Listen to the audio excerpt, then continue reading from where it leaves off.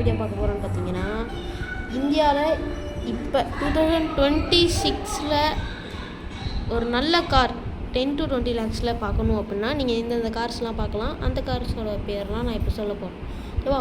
So இப்போ 5th பிளேஸில் இருக்க கார் வந்து பார்த்திங்கன்னா ட்ரைவர் வந்து பார்த்திங்கன்னா கம்மியான ப்ரைஸில் 7 சீட்டர் எதிர்பார்க்குறவங்களுக்கு சூப்பராக இருக்கும்.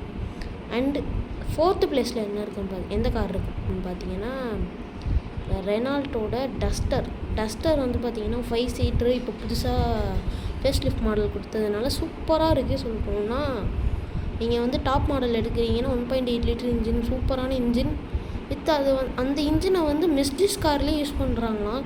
அதனால் அந்த இன்ஜின் எடுத்திங்கன்னா சூப்பராக இருக்கும். அதே மாதிரி அந்த காரும் சூப்பராக இருக்கும். அண்டு 3rd பிளேஸில் என்ன கார் இருக்குது அப்படின்னு பார்த்தீங்கன்னா, இன்னும் 7 சீட்டர் தான், எர்டிகா. அண்ட் டொயோட்டாவில் போனீங்கன்னா ருமையான்னு இருக்கும். அதே மாதிரி எக்ஸல்6 வந்து நெக்ஸா பிளாட்ஃபார்மில் இருக்கும். அண்டு எக்ஸல்6 பார்த்தீங்கன்னா எர்டிகா தான், ஆனால் 6 சீட்ரு அண்டு ஒரு லக்ஸரி கார் மாதிரி சூப்பராக இருக்கும். அண்ட் இதுவும் வந்து உங்களுக்கு 15 to 16 lakhஸில் கிடச்சிரும் இந்த கார்லாம். 2nd பிளேஸில் என்ன கார் இருக்குன்னு பார்த்தீங்கன்னா, சுசுக்கியோட விக்ட்ரிஸ்.